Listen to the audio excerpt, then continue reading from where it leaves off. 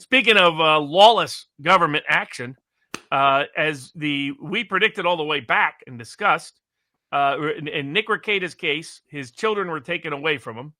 They were lawfully entitled to put him with strangers. Ultimately, they did put his children with family, which was good. Mm-hmm.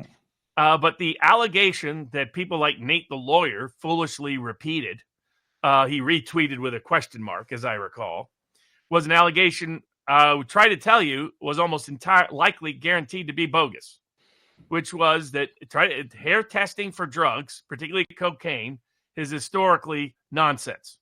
There's a reason why the Federal Employee Labor's Union refuses to allow it to be used as a basis to terminate an employee without additional subsequent testing. It's the reason why the truck drivers have been fighting it for more than 2 decades. It's because anybody who investigated would find out that these tests are notoriously unreliable. They tell you somebody's been using drugs that hasn't been at all. And there was a bunch of, there was about a 90% inaccuracy, 90% failure rate with hair follicle testing for cocaine amongst truck drivers.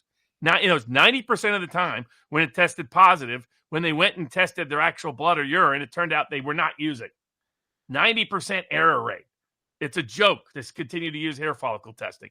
State agencies love it because they love the error rate. It over-tests the likelihood of a positive test when you're not. And so, but what happened this week? We said that it's likely it was a false positive.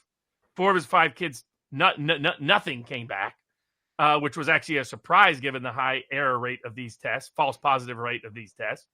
I said, I guarantee you it's likely false, that the allegations against Nick Rekieta in this respect are likely false. And, and I said you would know if he wins his kids back. Well, guess what happened last week? He got all of his kids back.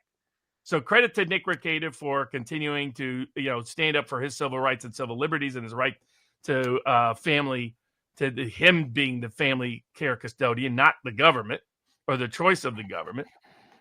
And shame on all those people who ran to conclude that this illegally leaked information about a little kid and smeared that kid in the process, like some of the scumbags at certain internet sites who know who they are, and Lawtubers, who should have known better.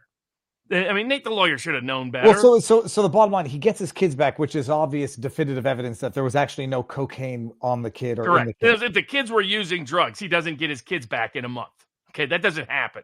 Clearly, there was no kids using drugs. That was nonsense. That was always nonsense. And everybody who pushed it should be embarrassed. Well, no, but they'll just issue apologies. They should issue apologies. You accuse some parent of giving their kid drugs or having their little kid on drugs, and it turns out you were clearly wrong because you failed to do basic due diligence into this area of testing.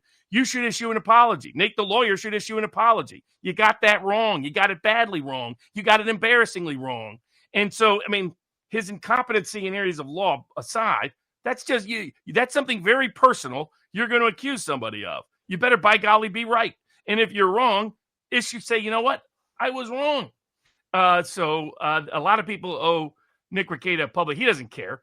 But I care because these people were inaccurate. They rushed to judgment about things they should have known better by trusting the government reflexively in some of the most idiotic ways I've ever seen from a community that should be skeptical of the government. I don't remember the tweets. I'm just trying to figure out if the tweet was not, the accusations were not that the kids were taking drugs, but that they were exposed to drugs. If that's how they want to weasel the accusation all over the place by all these people was that he was feeding his kid drugs.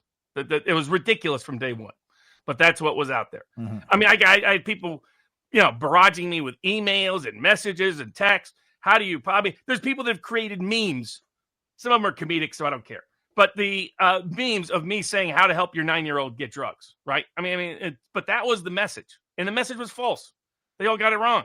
I'm just pulling up a random one. It says tested. They're saying tested positive for cocaine. Right. Which is obviously they should have known better. They should have known better. Smack yourself in the face to believe something that stupid. So, obviously, we took a lot of heat for saying anything, questioning the government's accusations against Rekieta.